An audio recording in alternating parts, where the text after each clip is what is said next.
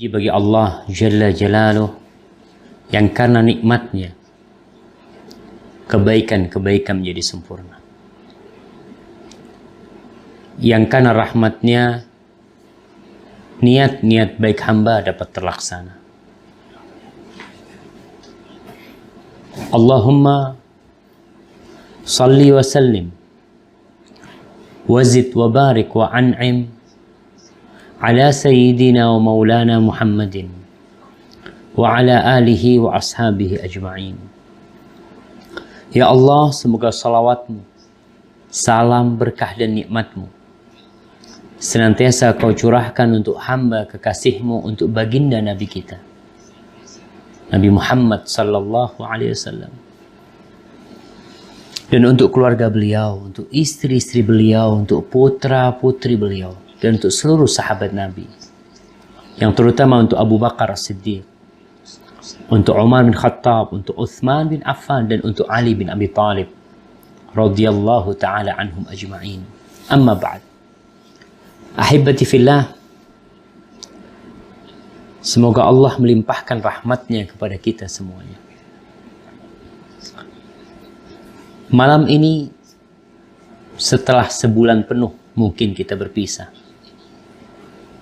kita akan melanjutkan kajian kita berkaitan dengan masalah bangunan. Bangunan yang kebanyakan kita sibuk mikirin bangunan. Bangunan rumahnya, bangunan apartemennya, bangunan masjidnya, atau apa saja yang sedang dia bangun. Di bab nomor 214, Al-Imam Al-Bukhari membuat sebuah bab yang berjudul Babun Al-Maskan Al-Wasi'. Bab tentang tempat tinggal yang luas. Sebelumnya berbincang tentang orang yang membangun, tentang berlomba-lomba meninggikan bangunan. Lalu beliau menyebutkan tentang tempat tinggal yang luas. Kita semua dalam kehidupan ini membutuhkan tempat tinggal. Dan semakin tahun, semakin banyak model bangunan yang ada. Ada bangunan yang minimalis, ada bangunan yang model Eropa, ada yang bangunan model Timur, ada bangunan dari Sumatera, ada bangunan dari Papua, ada bangunan dari Sulawesi, berbagai macam model bangunan yang ada. Semua daerah memiliki tradisi dalam membangun. Tapi Al-Imam Bukhari menyebutkan tentang bab al-maskan al-wasi'. Bab tentang tempat tinggal yang luas. Ada apa nih dengan tempat tinggal yang luas? Al-Imam Bukhari berkata, haddatsana Abu Nu'aim wa Qabisah qala haddatsana Sufyan an Habib ibn Abi Thabit an Khumail an Nafi' ibn Abdul Harith an Nabi sallallahu alaihi wasallam qala min sa'adatil mar'i al-maskanul wasi' wal jarus salih wal markabul hani. Imam Bukhari meriwayatkan dari Nafi' bin Abdul Harith dari Nabi sallallahu alaihi wasallam, beliau mengatakan termasuk bagian kebahagiaan seseorang adalah rumah yang luas, tetangga yang baik, dan kendaraan yang nyaman. Dalam riwayat lain disebutkan az-zawjatus salihah awil mar'atus salihah, istri yang salihah. Ketika kita berbicara tentang kebahagiaan, tidak dapat dipungkiri bahwa semua hamba, semua manusia yang hidup, mereka merajut mimpi untuk meraih kebahagiaan. Yang tidak punya rumah berharap dan berusaha untuk memiliki rumah. Yang hidup sendirian, dia berharap ada tetangga yang pindah ke sana dan menemaninya dalam kehidupan ini. Yang tidak memiliki kendaraan, dia berharap memiliki kendaraan yang bisa memudahkan aktivitas dan kegiatannya. Yang jomblo berharap memiliki istri yang mendampingi hidupnya. Sejatinya kebahagiaan adalah kedamaian dan ketentraman yang dirasakan oleh seorang hamba. Kebahagiaan itu bukan dari luar. Bukan sesuatu dari luar kemudian dimasukkan ke dalam hati. Tapi kebahagiaan adalah berasal dari hati itu sendiri. Kedamaian dan ketentraman yang dirasakan oleh seorang hamba dalam hatinya, itu yang disebut bahagia. Lalu bagaimana dengan sabda Nabi SAW ini?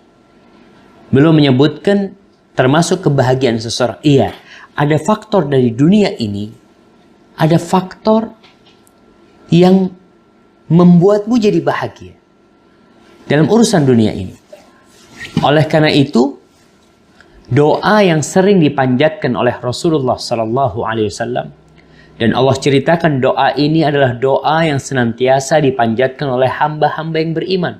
Rabbana atina fid dunya hasanah wa fil akhirati hasanah wa qina adzabannar.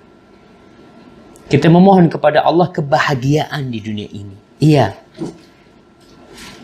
Kebaikan dalam kehidupan ini. Nah.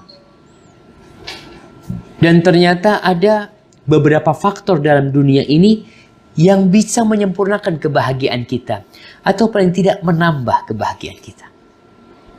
Tapi bukan itulah kebahagiaan sebenarnya. Tentang kebahagiaan di sini.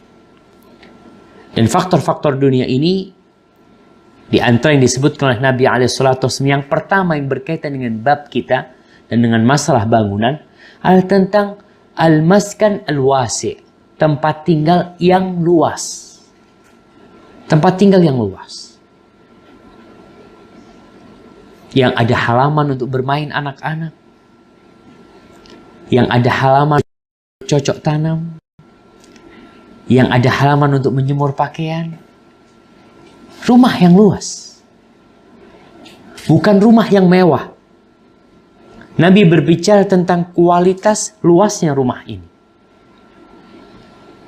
Tapi sejatinya yang menyebabkan rumah itu jadi luas adalah hati seseorang yang menerima. Kau punya rumah besar. Rumahmu dibangun di atas tanah seluas 1000 meter. Di atas tanah seluas 2000 meter. Tapi kalau engkau tidak menerima, hatimu senantiasa merasa kurang dan melihat kepada yang di atas, maka kau tidak akan pernah merasakan kebahagiaan itu. Maka rumah yang luas ini seharusnya membuat kau berbahagia dengan catatan hatimu menerima. Rumah yang luas, ingat, bukan rumah yang mewah. Ada orang rumahnya mewah, tapi dia juga gak bahagia juga. Dikarenakan serba ketakutan dengan rumahnya.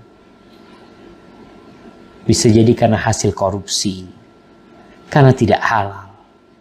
Tapi rumah yang luas, yang dibangun dengan jerih payahmu, hasil keringatmu, halal kau mendapatkannya, maka kau akan bahagia di sana. Walaupun sekarang muncul manusia-manusia yang sibuk membangun rumah minimalis, tidak ada halaman, ya model apartemen kadangkala, satu sama lain tidak saling mengenal, hidup di sana sekedar untuk menghilangkan penatnya. Dia sudah jadi budak dunia. Yang dia lakukan tiap hari, sebelum subuh keluar, malam pulang. Sebelum subuh keluar, malam pulang. Seperti itu. Budak dunia. Jadi buat apa kau kerja sebenarnya? Maka rumah yang luas, kau cari rumah yang luas walaupun tidak mewah dan tidak mahal. Tapi kau akan merasakan kebahagiaan. Ketika kau punya di belakang rumahmu ada kolam ikannya umpamanya, anak-anak senang di sana, bisa piara ayam, bisa tanam cabai, bisa tanam tomat, bisa berbagi sama tetangga, ada pohon mangganya, ada pohon apalah. Rumah yang luas termasuk kebahagiaan. Boleh kau memiliki rumah yang luas, fadhal. Asalkan dari hasil yang halal.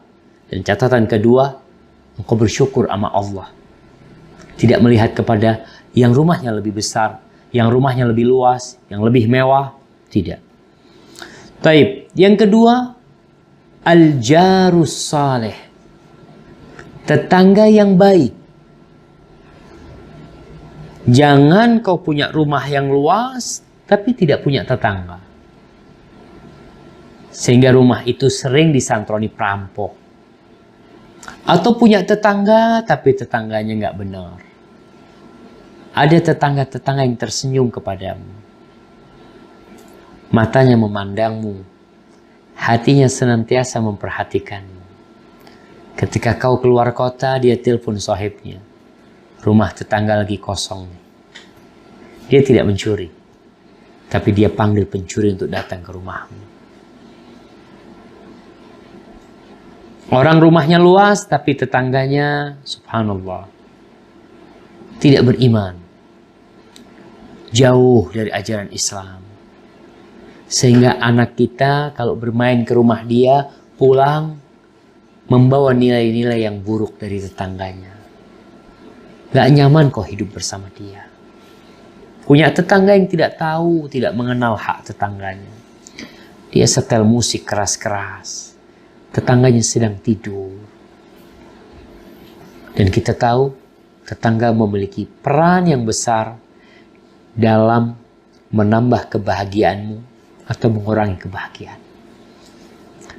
Dan kita lihat bagaimana istri Fir'aun, Asiyah binti Muzahim, ketika berdoa memohon kepada Allah rumah.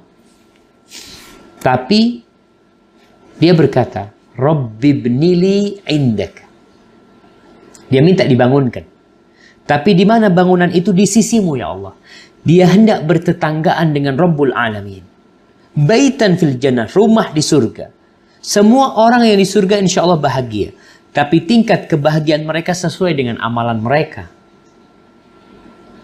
Asiyah binti Muzahim minta bertetanggaan dengan Allah Jalla Jalla. Di sisi Allah.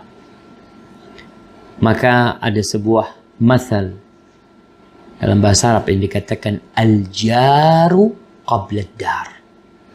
Tetangga dahulu sebelum rumahnya. Maka kau sebelum bangun rumah, kau lihat tetangganya. Ada orang Masya Allah tinggal di sebuah pemukiman mewah. Orang-orang kaya semua. Dia tinggal di sana. Tapi tetangganya tidak saling mengenal. Hidup nafsi-nafsi. Rumahnya besar-besar. Non-muslim kadangkala. Sehingga engkau menjadi orang asing di sana sendirian. Di negerimu sendiri.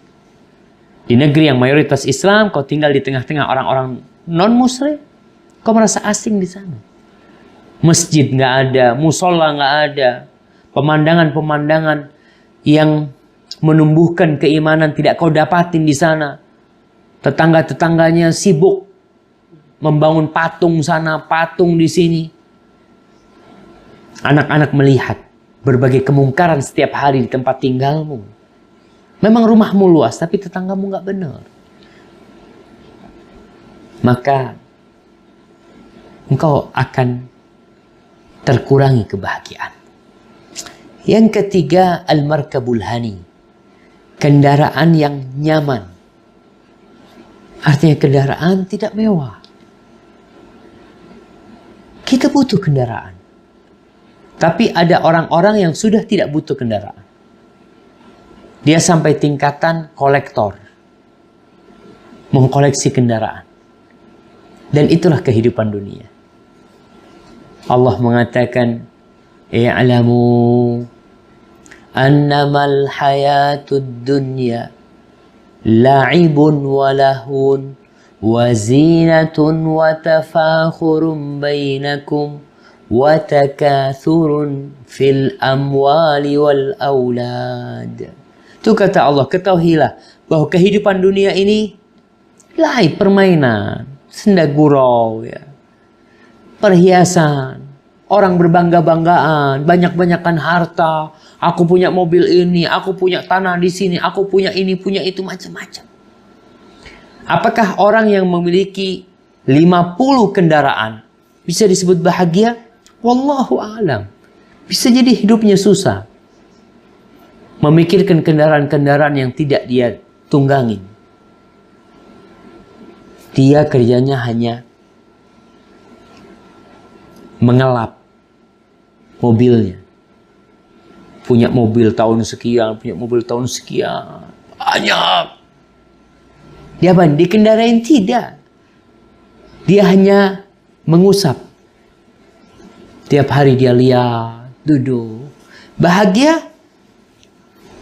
Bahagia yang semu. Salah satu kendaraannya ada kucing yang naik. Kita tahu kadang-kadang kucing itu memotong kukunya dengan menggaruk-garukkannya. Wah. Al-markabul han. Kendaraan yang nyaman ditunggangin. Bukan yang banyak. Bukan yang mewah. Tapi yang nyaman. Artinya kenyamananmu di mana? Ustaz, ana kalau naik mobil ya nggak nyaman lah. Kalau bukan yang dari Jerman umpamanya. Atau dari mana. Kalau kau nyaman dan kau punya duit, tafadhal. Yang nyaman buat engkau. Tapi sekali lagi dikendarain. Karena mobil itu bukan untuk dilihat. Mobil tuh bukan untuk dilihat. Motor tuh bukan untuk dilihat. Tapi dikendarain memang. Kau akan bahagia ketika memiliki kendaraan yang nyaman. Yang keempat tadi, istri yang soleha. Ya tentunya ketika kau punya rumah yang luas, tetangga yang baik, kendaraan yang nyaman, tapi kau nggak punya istri, pulang dari kerja, masuk ke rumah, tidak ada yang membukakan pintu. Atau ada yang membukakan pintu tapi marah-marah sama kau. Maka carilah istri yang soleha. Insya Allah akan menambah kebahagiaanmu semakin nyata dan semakin sempurna. Tapi berarti larangan Nabi tentang meninggi-ninggikan bangunan adalah dalam kondisi yang tidak dibutuhkan. Meluaskan bangunan yang tidak dibutuhkan sama kau. Tapi kau butuh, tafadhal. Kamarmu ingin kau bikin luas, Ustaz, supaya bisa duduk di kamar, bisa nyaman di kamar, tafadhal. Tapi tidak berlebih-lebihan. Baik. Kita masuk ke bab 215. Babun man ittakhadhal ghuraf. Bab tentang orang-orang yang membangun bangunan tinggi. Bangun rumah loteng, rumah tingkat. Gimana dia? Di masa Rasul SAW sudah ada rumah tingkat. Kita tahu tempat Nabi SAW singgah di mana? Nabi singgah di rumahnya Abu Ayyub Al-Ansari. Dan Nabi akhirnya tinggal di lantai 2. Di rumah Abu Ayyub Al-Ansari radhiyallahu ta'ala anhu. Artinya nggak apa-apa kau mau bangun rumah ke atas, ke samping, tafadhal. Selama itu kau butuhkan. Imam Bukhari menyebutkan sebuah athar dari Zaid bin Thabit yang athar ini dhaif sebenarnya. Sebutkan qala haddatsana Musa qala haddatsana ad-Dhahhak bin Nibras Abu al-Hasan an Thabit annahu kana ma'a Anas bizawiyah fawqa ghurfatin lahu. Disebutkan bahwasanya Anas bin Malik Thabit al-Bunani sedang berada bersama Anas di Zawi, di satu tempat. Tempatnya Anas bin Malik, mungkin di Basrah. Fauqa ghurfatin lahu. Di bangunan yang bertingkat punyanya Anas bin Malik. Fasami al-adhan. Lalu dikumandangkan suara azan. Fanazala wa nazaltu. Anas turun. Dan aku pun turun dari lotengnya ini. Faqaraba fil khuta. Disebutkan ketika itu Anas itu jalan dengan langkah yang pendek-pendek. Faqala kuntu ma'a Zaid bin Thabit. Dia bercerita, aku pernah bersama Zaid bin Thabit. Siapa Zaid bin Thabit? Kita perlu tahu sahabat ini. Zaid bin Thabit An-Najjari Al-Ansari adalah salah seorang penulis wahyu. Ketika Nabi SAW datang ke kota Madinah, Zaid bin Thabit ketika itu umurnya 11 tahun. Nabi datang umur Zaid 11 tahun, berarti Nabi meninggal dunia umur Zaid kira-kira 20 tahun atau 21 tahun. Ketika Nabi datang sallallahu alaihi wasallam, Zaid dibawa oleh orang tuanya, oleh keluarganya untuk menyumpai Nabi alaihi salatu wassalam. Faqila hadza min Bani Najjar. Ya Rasulullah, nih anak ini, bocah ini dari Bani Najjar. Wa qad qara'a 17 surah. Dia tuh sudah hafal 17 surat. Dari siapa belajarnya? Kan Nabi belum datang. Nah, bukankah Nabi setahun sebelum itu telah mengutus Mus'ab bin Umair untuk mengajarkan Al-Quran kepada penduduk Madinah? Dan salah satu muridnya adalah Zaid bin Thabit yang telah belajar Al-Quran dari Mus'ab bin Umair atau dari Abdullah bin Ummi Maktum. Dia sudah hafal 17 surat. Kata Zaid, faqara'tu alaih. Ketika itu aku diminta untuk membacakan kepada Nabi SAW apa yang aku hafal. Fa'ajabahu dzalika. Nabi takjub dengan hafalan Zaid bin Thabit. Lalu Nabi, subhanallah, jamaah, orang tuh punya kelebihan masing-masing. Orang tuh harus tahu dengan anak-anaknya. Guru harus tahu dengan murid-muridnya. Artinya anak-anak itu tidak satu tingkatan. Ada yang punya kelebihan di hafalan, ada yang punya kelebihan di bahasa, ada yang punya kelebihan di keterampilan tertentu. Maka Nabi SAW berkata kepada Zaid, ta'allam kitab Yahud, fa inni ma amanuhum ala kitabi. Kata Nabi SAW, Zaid, kau pelajarin bahasa Yahudi. Suruh belajar bahasa Yahudi, bukan hanya lisan, tapi tulisan. Bahasa Ibrani dengan bahasa Arab sebenarnya dari satu sumber. Kalau nggak salah namanya bahasa Syriania. Sehingga bahasanya mirip. Ada banyak perbedaan, tapi ada banyak persamaan sebenarnya. Tidak banyak perbedaan mungkin. Di sini Zaid bin Thabit cerita, fama madha li nisfu syahrin hatta hadhiqtu. Tidak berlalu setengah bulan kecuali aku sudah pinter bahasa Ibrani. Bukan bisa, jemaah. Orang kadang-kala belajar bisa. Bahasa Inggris, ya apa mereka mengatakan little. Mereka enggak, ini hatta hadhiqtu. Fakuntu aktubu lahu ilaihim. Wa idza katabu ilaihi qara'tu lahu. Zaid bin Thabit, Masya Allah. Kalau Nabi mau kirim surat buat Yahudi, mau bikin perjanjian dengan Yahudi, yang nulis suratnya adalah Zaid bin Thabit.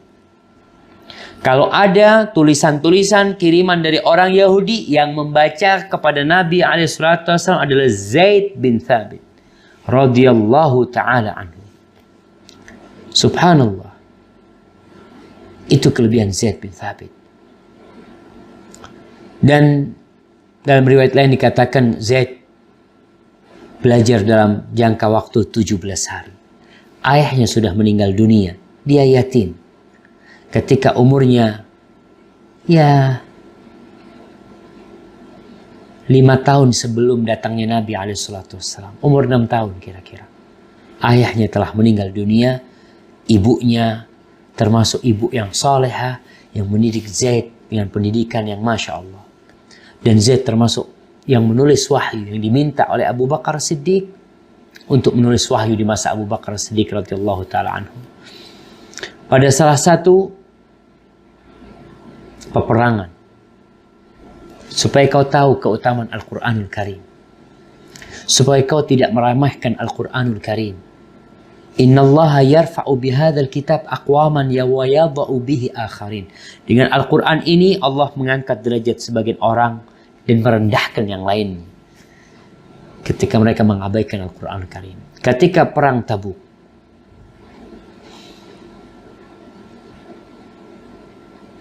dikatakan bahwasanya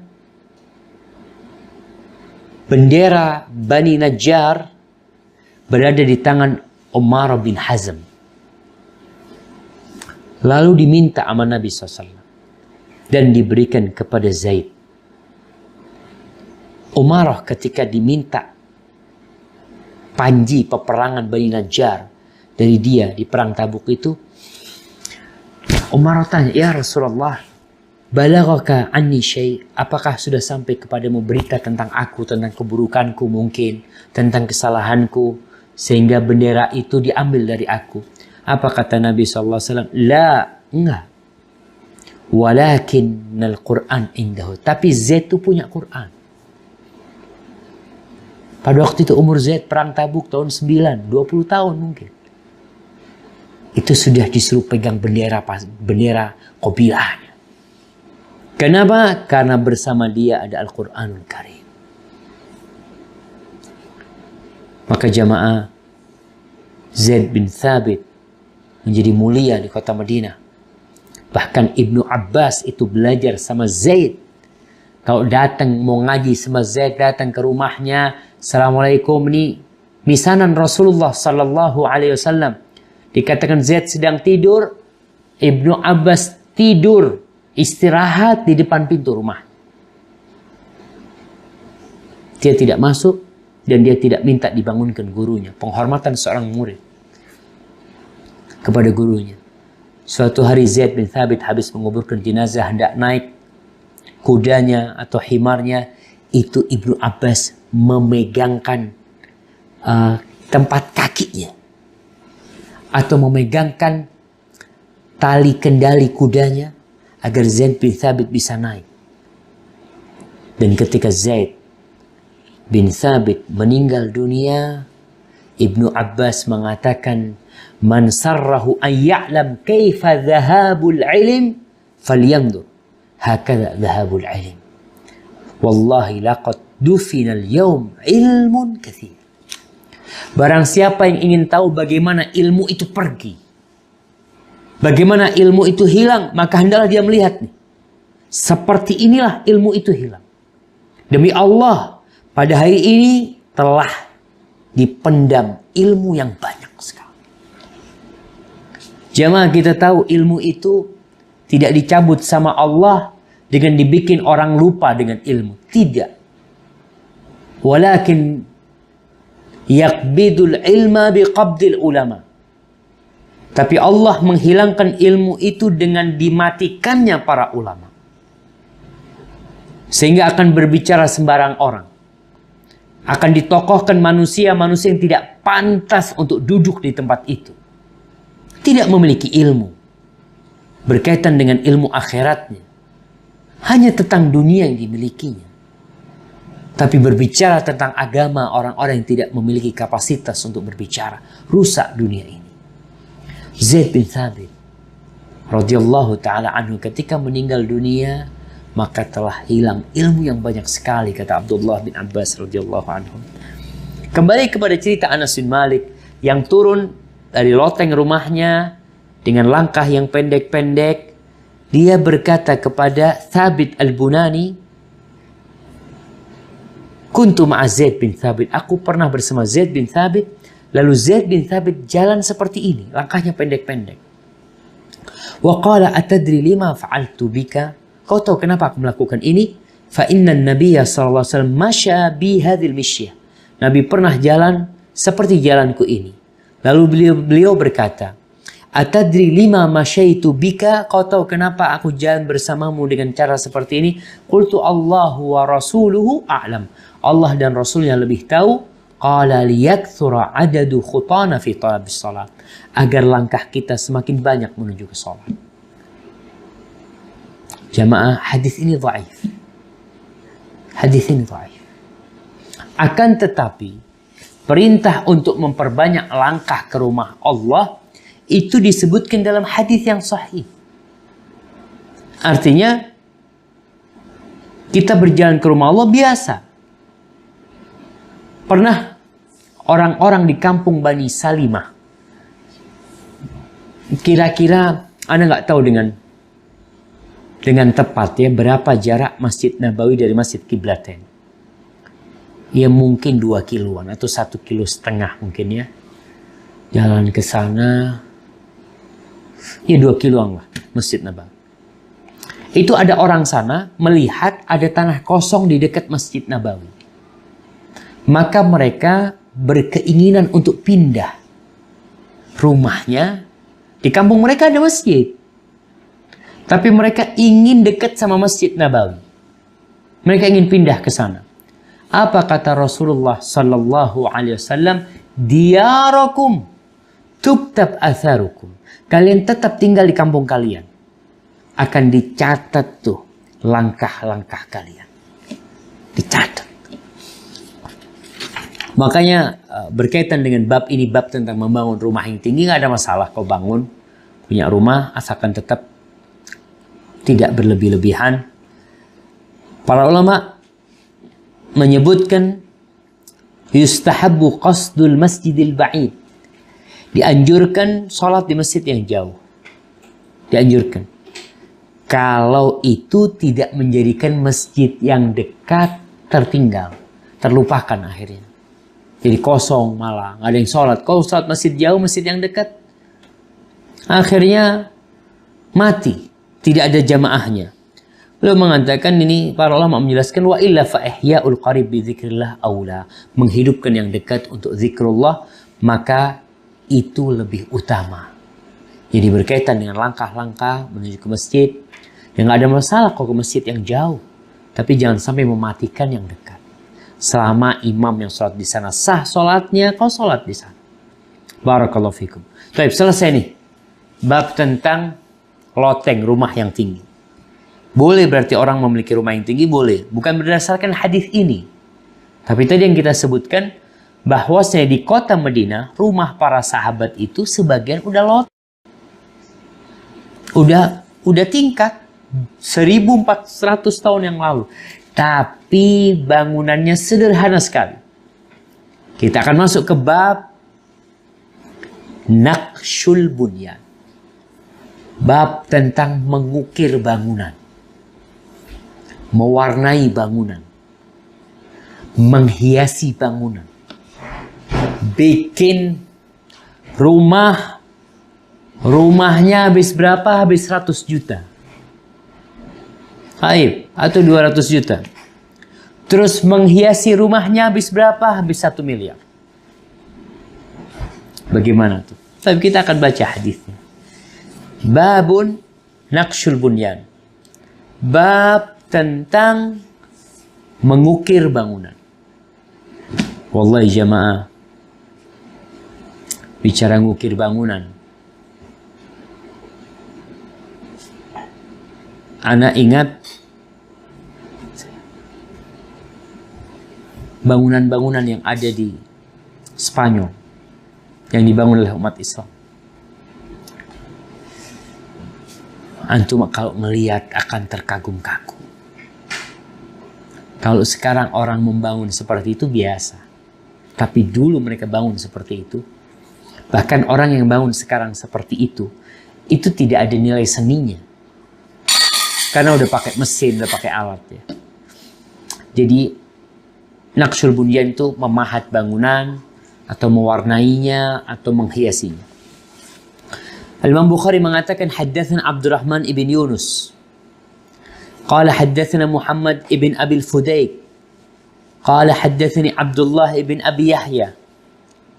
An ibni Abi Hind.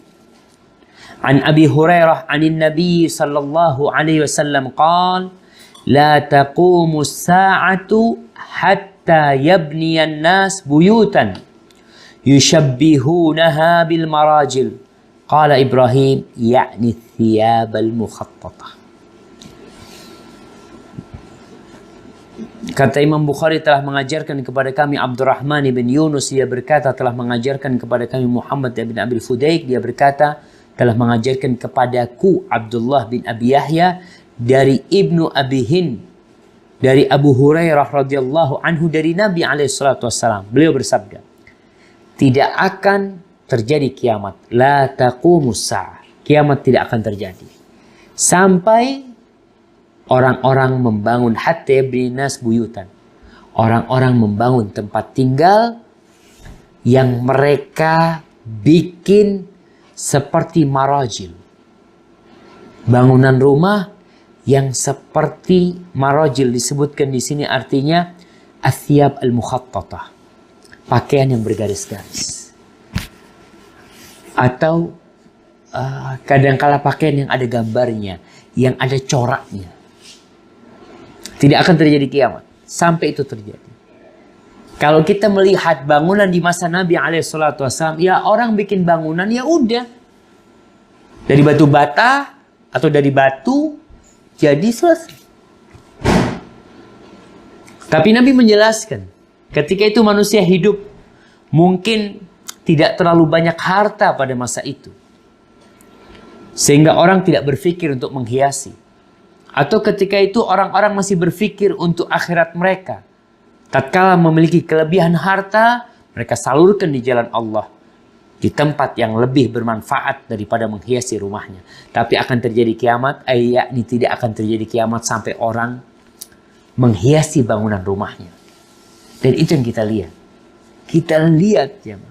Bukan sekarang, sudah mulai zaman dulu. Tadi Anda katakan Istana Al-Hamra yang ada di Grenada insya Allah. Nah, itu istana yang sangat-sangat mewah jemaah.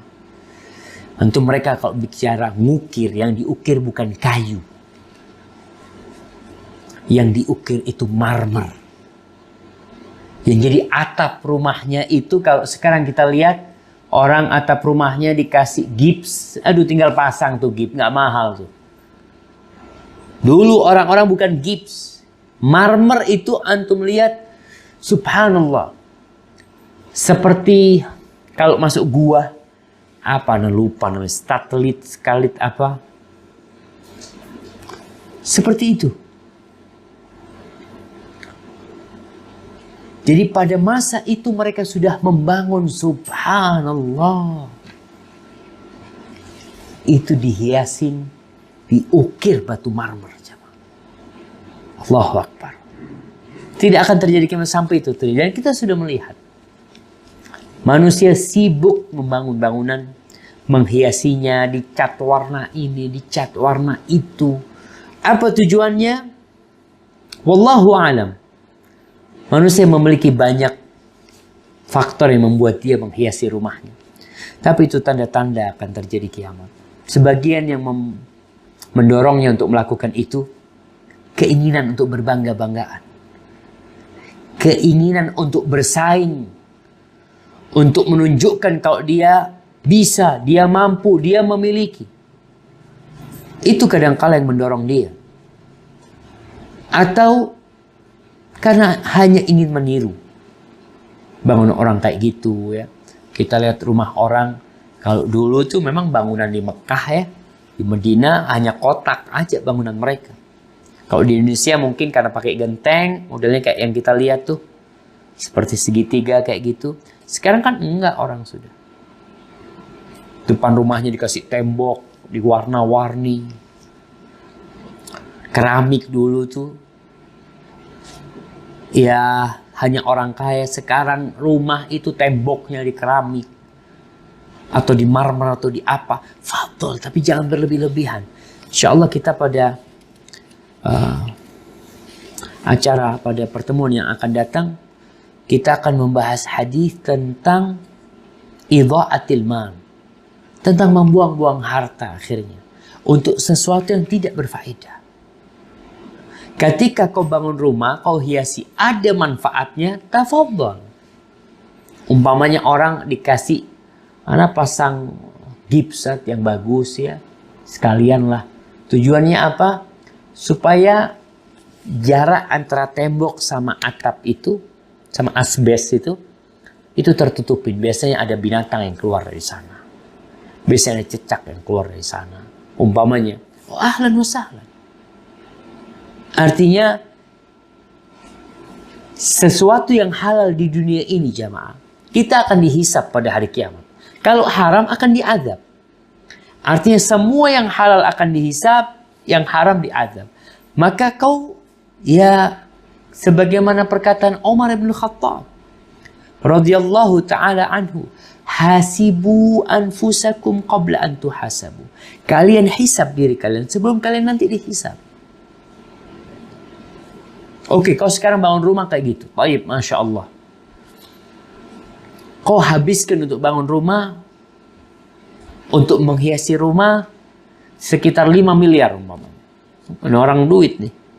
Nyumbang masjid 100 juta. Dan merasa udah banyak aku sumbang. 100 juta aku sumbang. Ini nggak seberapa dengan marmer yang ada di rumahmu. Nggak seberapa dengan hiasan dinding yang kau tempelkan di tembokmu. Yang kau sumbangkan ke rumah Allah Subhanahu Wa Taala. Maka akhirnya kadang-kala orang yang terjadi itu buang-buang harta. Tidak berguna. Jadi kalaupun itu halal, kau akan dihisap nanti. Apa tujuanmu? Kenapa kau melakukan itu? Akan ditanya dari mana kau dapat, kemana kau infakkan. Lalu urusan hati yang paling berat. Tapi barakallahu fikum, karena waktunya sudah. Ya, kita telat tadi mulainya. Kita masuk ke sesi tanya jawab. Anda kembalikan kepada teman-teman di studio Rojak Pusat. Falitafadhal mashkuran ma'jura. Barakallahu fikum.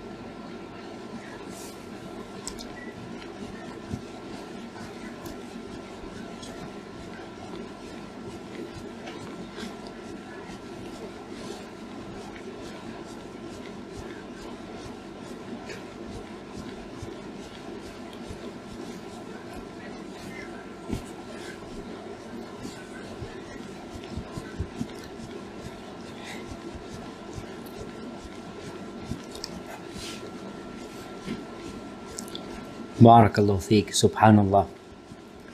Ini pertanyaan yang menarik untuk dikaji, Mas. Seorang wanita bertanya, semoga Allah memberikan kemudahan untuk urusannya. Dia memiliki suami yang tidak sholat, yang sifatnya keras, yang 3 bulan ini kabur dari rumah. Dia ingin minta cerai tapi dia takut karena katanya perceraian itu sesuatu yang paling disenangi oleh iblis. Nah, betul. Berkaitan dengan perceraian sebagai sesuatu yang dicintai oleh iblis, tapi cerai itu juga diperbolehkan dalam Islam. Bahkan cerai itu bisa jadi diwajibkan dalam posisi-posisi tertentu, atau dianjurkan ketika posisinya ya memang akan membahayakan apabila tidak terjadi perceraian. Walaupun di satu sisi dia dibenci atau disukai oleh iblis, tapi Allah mensyariatkannya demi kebahagiaan manusia di dunia dan di akhirat. Salah satu perceraian yang dianjurkan adalah tatkala di dalam rumah tidak bisa ditegakkan hukum-hukum Allah. Artinya istri tidak melayani suami dengan baik, dan suami mendolimin istrinya. Daripada kau terus berbuat dosa, maka solusinya kau berpisah. Mungkin memang ada ketidakcocokan di antara kalian berdua, sehingga terlepasnya mereka terlepas dari dosa-dosa yang biasa mereka lakukan tiap hari. Perempuan boleh gugat cerai asalkan ada sebabnya yang syar'i. Wanita yang minta cerai tanpa sebab yang syar'i, yang diperbolehkan dalam pandangan syariat, maka dia tidak akan mencium bau surga. Tapi kalau sebabnya syar'i, dikarenakan suami tidak sholat umpamanya, suami melakukan kemungkaran dan dia sudah berusaha untuk memperbaiki tapi dia tidak mau berubah, maka sang istri ketika itu boleh gugat cerai. Dan bisa jadi dianjurkan bagi dia gugat cerai kalau memang dia sudah berusaha merubah suaminya. Dan insya Allah, kalau engkau gugat cerai atau suami menceraikan istrinya karena takwa kepada Allah, "Waman yattaqillah yaj'al lahu makhraja." Allah akan kasih solusi dengan catatan kau bertakwa kepada Allah. Kau melakukan gugat cerai karena takut kepada Allah. Wa yarzuqhu min haitsu la yahtasib. Masalah rezeki jangan takut. Allah akan kasih kau rezeki bukan yang biasa kau terima. Enggak. Tapi dari arah yang tidak disangka-sangka. Kalau bicara rezeki, ana memang udah kerja Ustaz dapat gaji sekian. Bukan itu janji Allah. Allah akan kasih rezeki kau dari arah yang tidak sangka-sangka. Tapi catatannya takwa. Artinya seorang wanita pun ketika gugat cerai karena takwa kepada Allah. Wa man yatawakkal 'ala Allah fahuwa hasbuh. Soalnya ana benar-benar takjub dengan wanita yang bertanya ketika dia mengatakan, "Ana Ustaz takut mau minta cerai karena katanya perceraian itu disukai iblis." Bagaimana sikap ana? Apakah ana tetap menjadi istri dia dalam kondisi seperti ini? Atau ana melakukan perceraian nanti iblis akan senang. Nah, tapi di satu sisi bisa jadi perceraianmu itu diridhain Allah Jalla Jalaluh. Allah akan, barang siapa yang bertawakal kepada Allah, Allah yang akan mencukupi dia. Bukan mertuanya, bukan orang tuanya, bukan keluarganya, tapi Allah Rabbul Alamin yang mencukupi dia. Inna allaha balighu amrih qad ja'alallah likulli syai'in qadra. Tapi kadangkala solusi itu tidak langsung datang, tapi pasti datang. Allah itu akan menyampaikan ke waktunya. Semua udah dicatat. Seorang hamba bertakwa kepada Allah. Dalam bercerai pun bertakwa kepada Allah. Berkaitan dengan anak, kalau punya anak tadi, kalau kau bertakwa kepada Allah, insya Allah anak-anak akan dijaga. Hadza wallahu a'lam bissawab. Nah.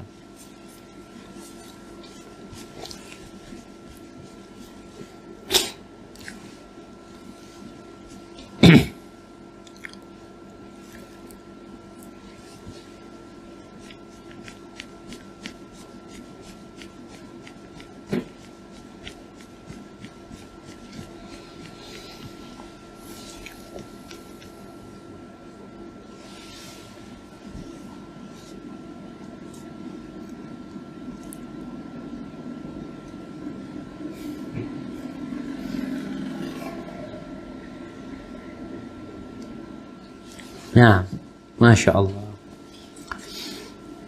Kita pada pertemuan sebelumnya, kita pernah membahas sebuah hadis di mana Rasulullah SAW mendapati salah seorang sahabat sedang memperbaiki gazebo-nya atau teras dia. Lalu Nabi menegur dia mengatakan sallallahu alaihi wasallam, al-amru a'jalu min dzalik. Urusannya itu akan lebih cepat dari ini. Artinya orang itu yang sibuk merenovasi rumahnya, seharusnya dia lebih sibuk merenovasi dirinya untuk menjadi lebih baik. Apakah orang yang bongkar pasang rumahnya, merenovasi rumahnya tidak termasuk mubadzir? Kalau renovasi itu dibutuhkan, maka nggak ada masalah. Mungkin kau akan mendapatkan pahala di renovasi rumah. Aku renovasi rumah Ustaz soalnya supaya kalau ada tamu enak, ada tempat tinggal buat tamu, umpamanya. Renovasi rumah karena udah mau ambruk rumahnya, membahayakan. Renovasi rumah karena banyak binatang-binatang yang berbahaya. Jadi ketika orang merenovasi rumah karena kebutuhan, nggak ada masalah, tidak termasuk mubadzir. Tapi kalau orang merenovasi rumah karena nggak butuh sebenarnya. Jadi sekedar untuk gaya. Sekedar aduh bosan lah dengan model kayak gini. Ya nanti jatuhnya menghambur-hamburkan uang. Membuang-buang uang tanpa faedah. Artinya kau akan dihisap nanti. Kau nggak dapat pahala. Jadi orang yang merenovasi rumah karena kebutuhan, silahkan. Karena kadangkala, ya Ustaz dulu memang ketika bangun rumah, kamar mandinya salah tempat Ustaz. Kenapa salah tempat? Ya kalau ada tamu itu kalau mau kamar mandi harus lewat dalam rumah semua. Kan ada orang yang punya rumah, kalau ada tamu ke kamar mandi itu, akhirnya tuan rumah, kalau tamunya mau ke kamar mandi, semua penghuni rumah suruh masuk kamar. Karena memang model rumahnya ini, sangat nggak tepat sekali umpamanya. Dia kepingin merenovasi supaya memberikan kenyamanan umpamanya. Tafadhol, ahlan wa sahlan. Karena mungkin waktu bangun rumah dulu uangnya nggak cukup, sekarang alhamdulillah udah cukup. Atau melihat, Ustaz, kayaknya ada satu ruangan yang kurang berguna. Ana mau bikin musola, mau direnovasi. Ahlan wa sahlan.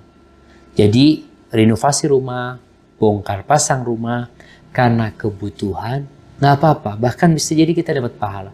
Tapi kalau nggak ada kebutuhan, ya hanya sekedar untuk gaya, ya, untuk bosen aja, rumahnya dihancurin, bangun lagi rumahnya, maka tentunya itu ada uang besar yang kau buang di sana, dan kelak kau akan dihisap. Makanya orang kadang mengatakan kalau mau beli, jangan beli rumah, beli tanah. Soalnya kalau beli rumah, akhirnya rumahnya dihancurin nanti, kau bangun lagi di sana. Bayangkan berapa yang kau buang di sana duit sebenarnya. Tapi kalau perbuatan itu karena keperluan, karena kebutuhan, ya mudah-mudahan tidak ada masalah dan tidak termasuk membuang-buang harta. Tapi jelas kau tahu, kau sendiri tahu. Yang kau lakukan itu buang duit atau tidak. Allah mengatakan balil insanu ala nafsihi basirah walau alqa ma'adhirah. Akan tetapi manusia itu lebih tahu dengan dirinya. Walaupun berusaha untuk cari alasan yang macam-macam, tapi kau tahu kenapa kau bongkar rumah. Barakallahu fikum. Hadza wallahu a'lam bissawab.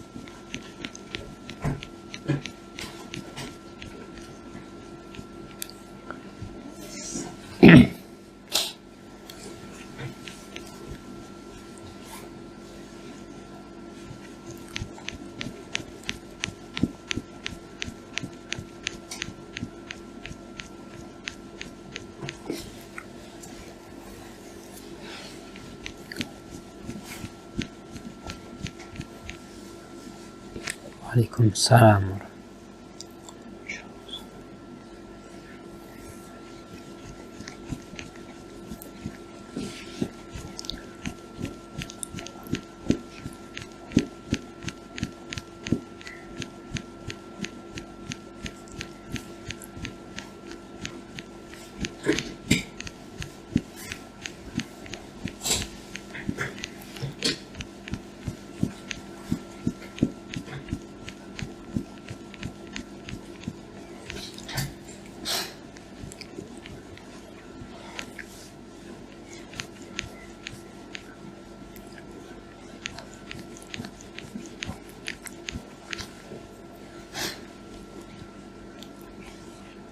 Allahumma shalli ala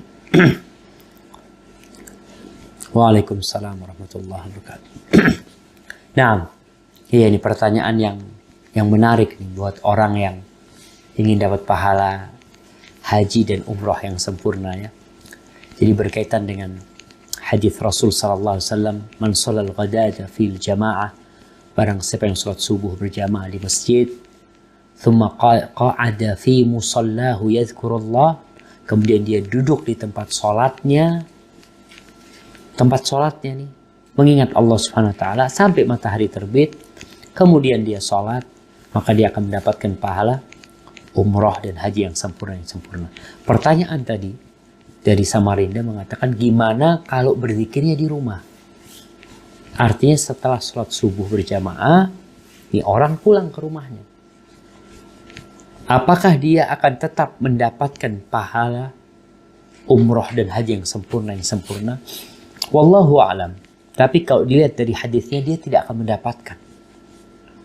Karena dalam hadis itu disebutkan dia duduk di tempat sholat, yakni di masjid, tidak meninggalkan masjid.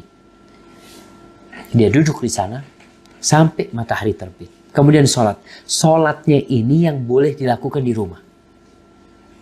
Artinya sholat isyraq atau sholat duha di awal waktu yang diikuti dengan duduk sampai matahari terbit, itu sholatnya tidak harus di masjid.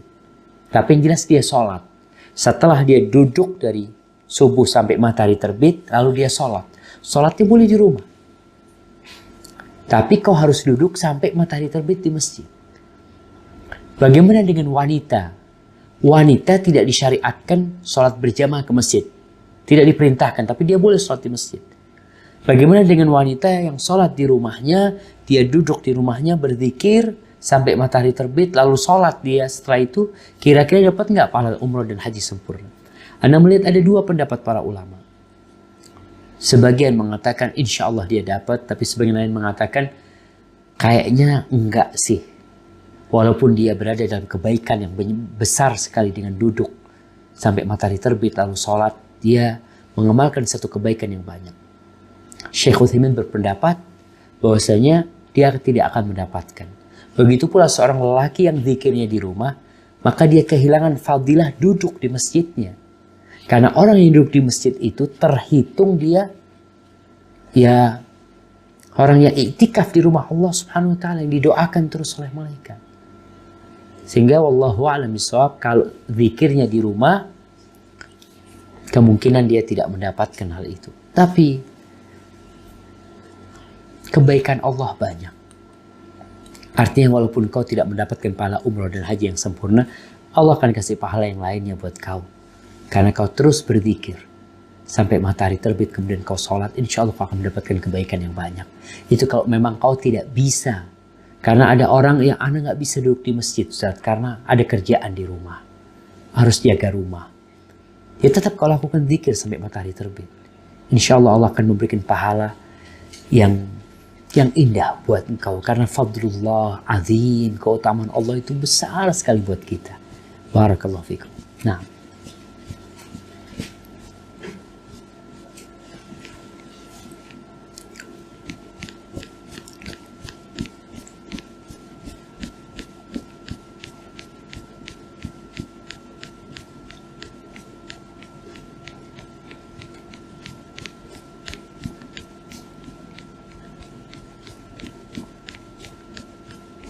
nah,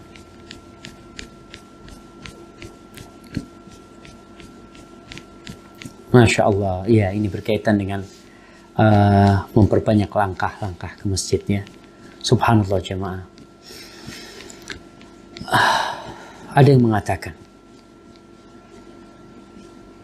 langkah kemana yang paling berat? Sebagian orang langkahnya sudah sampai ke Singapura.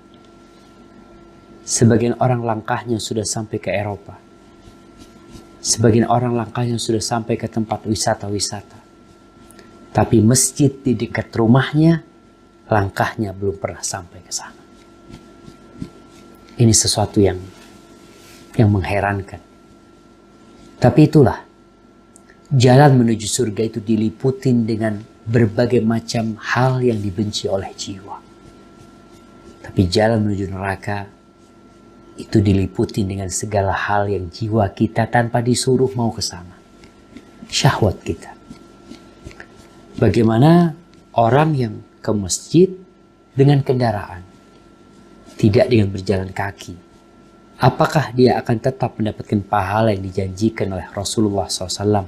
Langkah-langkahnya akan dicatat. Athar itu bekas lewatnya dia. Itu akan dicatat. Satu langkah akan jadi satu pahala, satu langkah akan dihapuskan dosa, satu langkah akan diangkat derajatnya. Bagaimana dengan orang yang naik motor? Dengan orang yang naik mobil umpamanya. Apakah akan tetap dicatat? Dicatat tetap. Tapi al-ajru biqadril masyaqqah. Pahala itu sesuai dengan kelelahan yang diterima. Tidak sama tentunya orang yang melangkah di jalan yang becek, sama-sama langkah kaki, dengan orang yang berjalan di jalan yang landai. Tidak sama orang yang berjalan di tempat yang menakutkan dan orang yang berjalan di tempat yang aman. Pahalanya beda. Allah itu khabirun bima ta'malun. Dia tahu secara detail dengan perbuatan kita. Jadi yang naik motor beda pahalanya dengan yang naik mobil tentunya. Dengan yang naik sepeda. Dengan yang berjalan kaki. Maka tetap dicatat, tetap akan dicatat. Terus bagaimana yang lebih baik? Ya kalau kau bisa jalan kaki, kau jalan kaki. Jalan kaki itu akan banyak manfaat. Bukan hanya kau dapat pahala, tapi kau sehat. Sekarang nih orang-orang Masya Allah, kemana-mana naik kendaraan. Munculnya berbagai penyakit di akhir-akhir ini, jamaah ya. Yang ana lihat rumah sakit penuh ya. Apotik di mana-mana kita lihat, pengobatan alternatif laris, pokoknya subhanallah. Apa penyebabnya? Salah satu penyebabnya malas olahraga. Nabi SAW jalan kaki.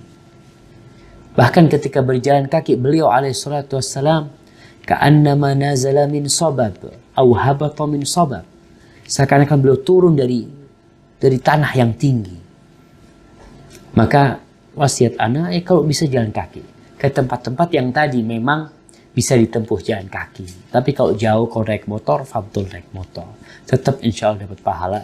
Jangan karena malas berjalan kaki kalau kau tidak ke masjid. Alhamdulillah kendaraan manfaatkan untuk beribadah kepada Allah. Barakallahu fikum. Hadza wallahu a'lam bissawab.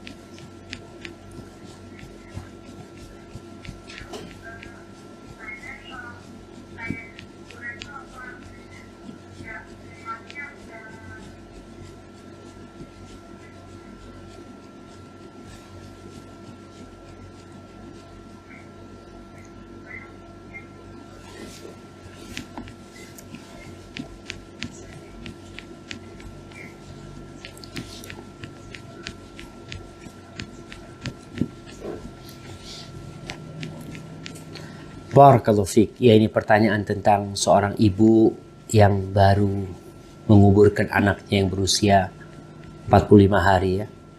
Apa yang seharusnya dia lakukan? Apakah dia mengirim Al-Fatihah buat anaknya? Atau dia berkunjung ke kuburan anaknya? Yang pertama, ana ucapkan ya semoga Allah Subhanahu wa taala memberikan ganti yang lebih baik. Karena anak-anak yang meninggal dunia sebelum balik, kelak dia akan menanti orang tuanya di pintu surga. Anak itu ketika disuruh masuk surga, udkhul jannah, mereka nggak mau. Lalu Allah mengatakan, kenapa mereka nggak mau? Allah tahu mereka kenapa tidak mau. Anak-anak kecil itu mengatakan, la, kami tidak akan masuk surga hatta yadkhula aba'una, sampai orang tua kami masuk surga juga. Artinya anak-anak akan memberikan syafaat kepada orang tuanya dengan catatan orang tuanya sabar tinggal mati mereka dan mengharapkan pahala dari Allah Jalla Jalaluhu. Lalu Allah mengatakan, fayuqal, dikatakan kepada mereka, udkhul jannah antum wa aba'ukum, silakan kalian masuk surga bersama orang tua kalian. Adapun tentang mengirim Al-Fatihah untuk anak bayi yang meninggal, memang ada perbedaan pendapat di antara para ulama tentang mengirim bacaan Al-Quranul Karim kepada orang yang meninggal dunia. Apakah sampai atau tidak sampai, itu pembahasan yang cukup panjang di antara para ulama. Sebagian ulama di antaranya Al-Imam Syafi'i sendiri berpendapat tidak sampainya bacaan Al-Fatihah kepada orang yang meninggal dunia. Adapun Imam Ahmad dan yang lainnya mengatakan sampai bacaan itu, tapi wallahu a'lam bishawab, karena anak itu anak bayi. Sehingga ketika kita mencolatin anak bayi itu, yang kita lakukan adalah selain doa umum, Allahumma ighfir li hayyina wa mayyitina, ya Allah ampuni yang hidup di antara kami, yang mati di antara kami, yang besar, yang kecil, kita minta ampunan buat mereka. Setelah itu sebenarnya doa itu untuk orang tuanya. Allahumma ij'alhu dhukhran liwalidayh, jadikan itu adalah tabungan buat orang tuanya. Syafi'an musyaffa'a, yang memberikan syafaat kepada orang tuanya, karena dia belum berbuat dosa. Dia masih bayi kecil. Jadi berdoa untuk mayit itu bagaimana dia kelak memberikan syafaat buat orang tuanya. Adapun kalau kau ingin berkunjung, berziarah kubur kepada, nggak ada masalah. Kau datang, ucapkan salam ke sana kepada anakmu dan kepada yang ada di kuburan itu, dengan catatan ketika wanita berziarah kubur, dia menjaga adab-adab yang syar'i. Dia ke sana bukan untuk meratapi anaknya, bukan untuk menjerat-jerit, tapi dia untuk mengucapkan salam kepada mereka dan mendoakan yang ada di kuburan sana. Insya Allah tidak ada masalah. Hadza wallahu a'lam bishawab. Nah,